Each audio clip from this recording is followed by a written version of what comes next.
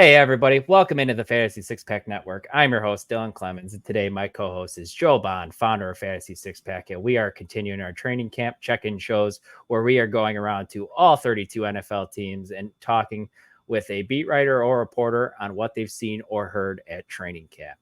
In this episode today, we are discussing the Indianapolis Colts, and here helping us do so is Jake Arthur, who is the deputy editor over at Colts on SI. Jake, appreciate you giving us your time on such a busy part of the year. How are you doing today? Absolutely. Thanks for having me, guys. I'm doing good. Just about to figure out this whole traveling back and forth and working thing between Indy and Cincinnati throughout the week. Very nice. Very nice. Before we jump into the interview, I want to remind everyone listening to please hit that like button, please subscribe to the channel, and hit that bell for notifications so you know when a new video drops.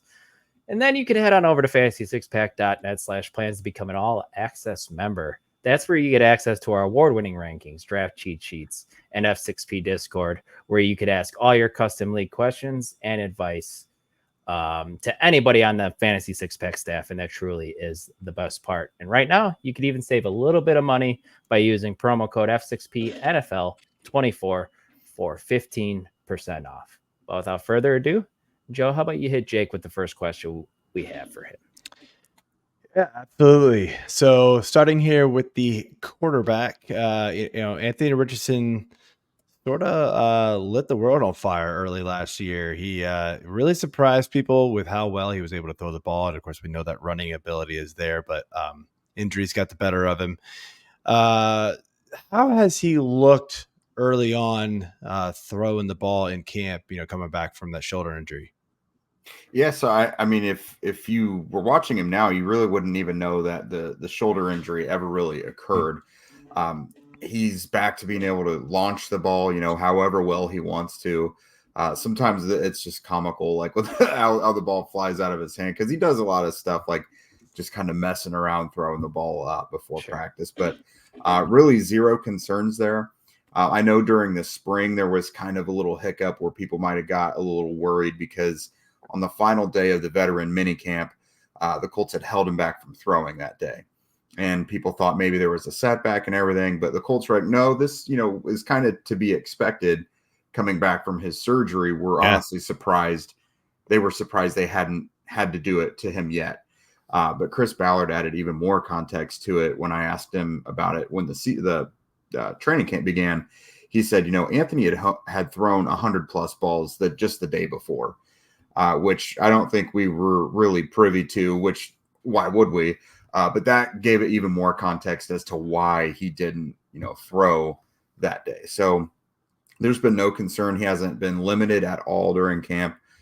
So far, so good. Now, as far as throwing the ball, like mechanically, he looks better. You could tell he's always working on stuff, in between reps and everything. He kind of tends to correct himself, kind of leans on Shane Steichen and some of the other, offensive staff for pointers, things they're seeing that they want him to work on, even on the next rep. So really, as far as passing goes, he's doing pretty well. And that's not to say, like, occasionally he doesn't have, like, erratic days throwing the ball during practice. But something we've really begun to learn about him, because, again, we have a small sample size watching him in practice as well. Something we're learning about him is he really zones in and becomes that like big time playmaker when it's like 11 on 11 and when the actual like game simulation starts. Because even like routes on air or 7-on-7s, like he's not always the most accurate guy. But when the pressure is on and like literally pass rushers can be coming at him and he can kind of get creative and ad lib a little bit and get out on the move, that is when we see things like the Rams game last year, where you're just like, wow, like what is that? Like this guy looks as advertised as a top 5 pick.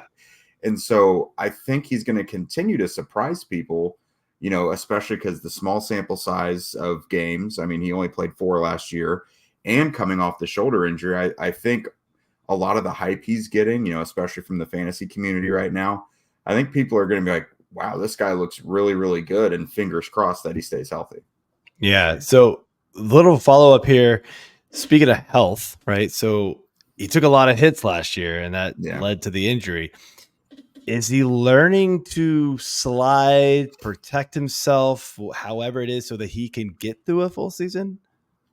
Yeah, absolutely. And it was kind of funny because we've never seen him slide before up until like a week or so ago in practice. He made it a point to slide during one of the 11-on-11 reps, which of course you're a quarterback. You cannot be touched regardless in practice, but he did it. He's more willing to go like out of bounds and stuff now. Yeah. And the Colts don't want to rein him in from running. Like they want everything to be pretty similar to how it was before because that's what makes him different. That's why they drafted him.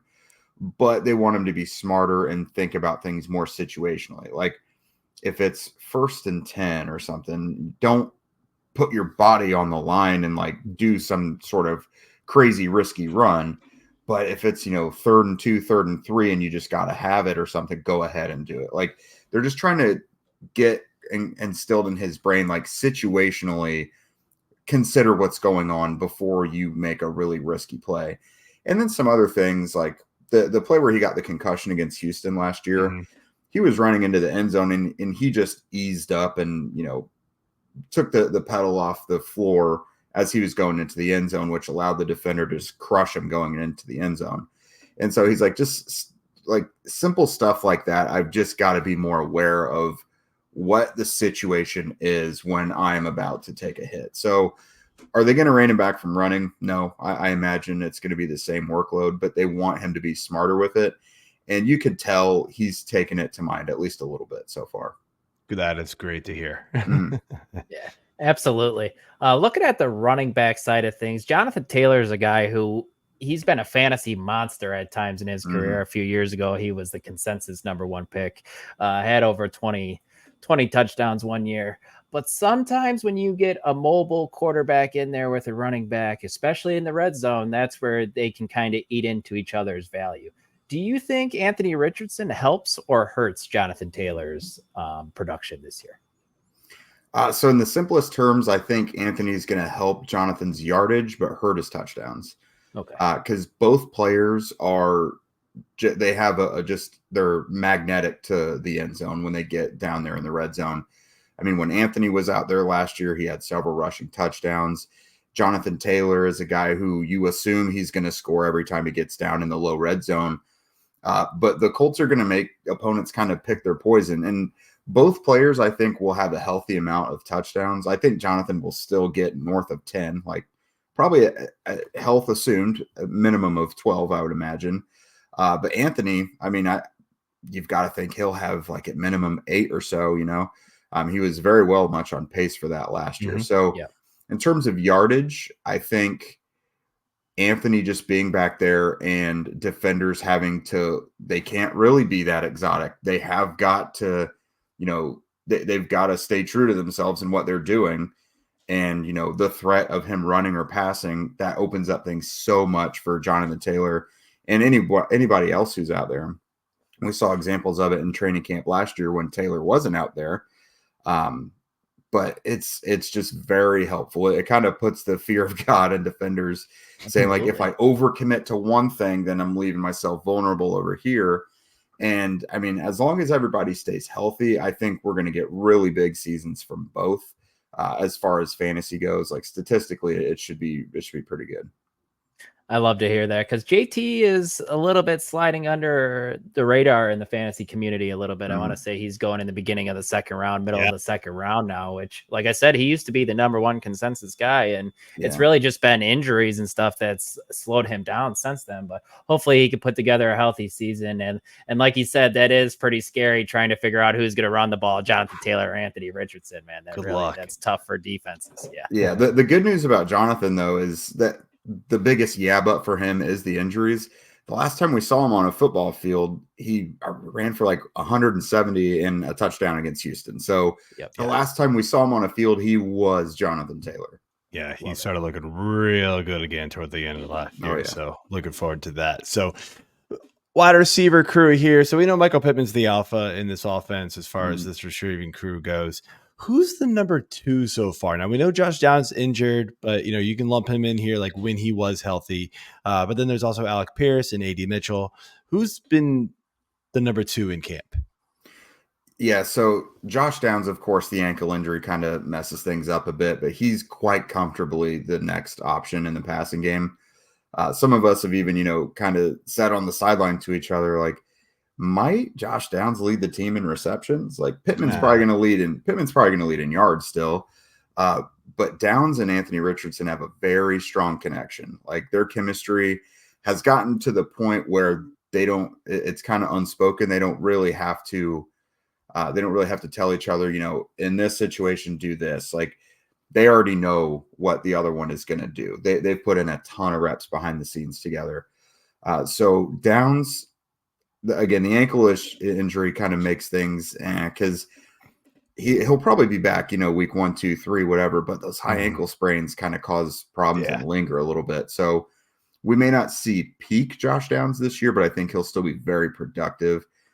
Now with A.D. Mitchell and Alec Pierce, I think it's going to be pretty role based.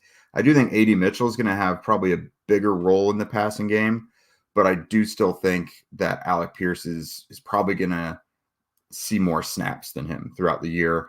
He's just a very good blocker downfield, very pivotal part of their run game. But he also now has a quarterback in Richardson that can exploit his talents as a downfield threat.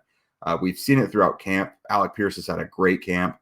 A.D. Mitchell does a lot of really, really good things as well. I don't think they're going to force it immediately. But another thing is A.D. Mitchell has been the primary slot receiver in Downs' absence.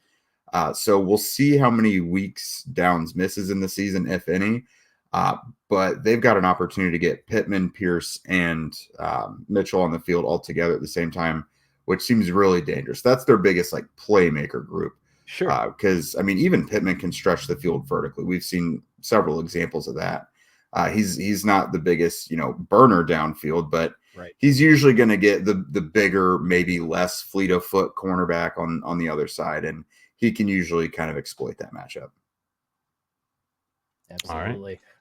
Looking at the tight end position, man, on this team, this is a position that we've been trying to get somebody to stick here for fantasy. Yeah. Like, who could we get? Is it Mo Alley Cox? Is it Jelani Woods, who apparently is on the roster bubble now? Which, come on. Yeah. Has there been a tight end in this room who's kind of stuck out to you during camp, Jake?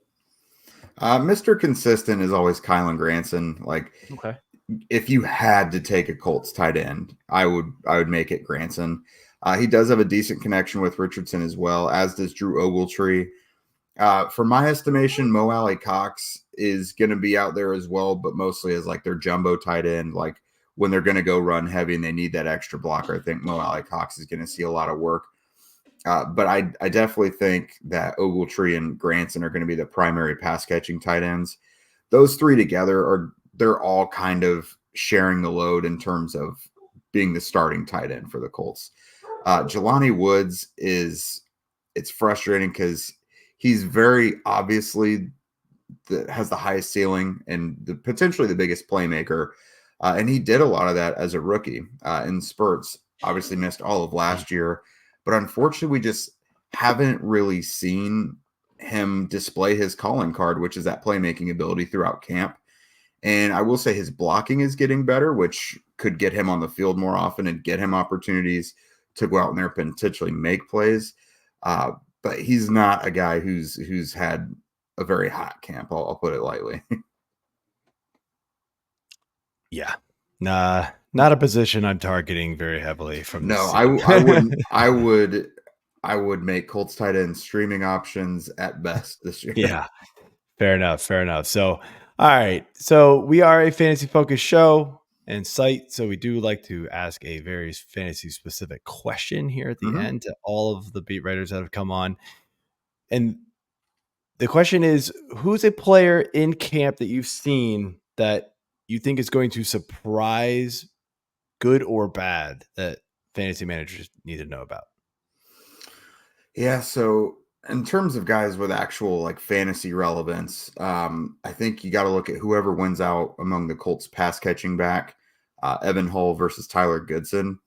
I know a lot of people are kind of bullish on Trey Sermon, Sermon I think comfortably is the RB2 behind Taylor, but as long as Jonathan Taylor's out there, there's really to be much purpose for Sermon. Whereas with Goodson or Hull, whoever wins the pass catching back, they're going to have a more consistent fantasy presence, I think, just based on PPR stuff alone. I'm starting to lean now. Both guys have had a solid summer. I'm starting to lean towards Goodson as of the last preseason game because his quickness and ability to get out of sticky situations so suddenly, I think that's going to be very helpful for him. Now, both players catch the ball very well, but Hull as a runner is very similar to Sermon already. So it's like if you're trying to get a true change of pace guy, Tyler Goodson might be the option. And then at receiver, Anthony Gould is someone who at least needs to be on the radar. He has had a really strong connection, particularly downfield, with both Joe Flacco and Anthony Richardson, really all offseason, but especially this summer during training camp. Every person you ask about him, it's speed. And he's not just like a John Ross type who has a lot of speed but struggles at the receiver part of playing football. Like this guy, he has been making big play after big play all summer long. And the Colts have several receivers. I mean, we already talked about Pittman, Mitchell, Pierce, Downs, but Gould is going to have a role on the team. Plus, if you're in a league that's going to reward, return value for this year because of the kickoff return, he's probably going to be the Colts kickoff and punt returner. So there's a lot of hidden value with a guy like Anthony Gould. All right. Good to know. Writing that down for my Scott Fishbowl team. There you go. They got all those little bonuses in there now for return yards. So, yep. All right, good stuff, man. Want to thank you for coming on. This has been a great conversation. I hope everybody's been able to take away something from it for their leagues. But before we close up, I want to give you the chance to let everybody know where they can find you and what you got going on this year. Yeah, absolutely. So we're just pumping out content like crazy over at Locked On Colts. That's really one of the only daily Indianapolis Colts-based podcasts. We're on YouTube, wherever you listen to podcasts. Horseshoe Huddle as well. That's where my written work is. Our team is just going crazy, getting stuff out all the time. Both places, video and audio for Locked On Colts and with Horseshoe Huddle for written stuff. Just trying to be your one-stop shop for everything Colts. So if you're feeling generous with your follows today or wherever you want to check stuff out, that's where you can find us. Sounds good, man. All right. Well, thanks again. And hopefully we can do it again. Yep. Thanks for having me, guys. Jake. See ya. All right. So that's going to be it for the Indianapolis Colts training camp check-in. Want to thank Jake for coming on again. It was great. And while you're here, hit that subscribe button, the like button, leave those follows or click the follow button, leave those comments. And thanks again. And check you all later.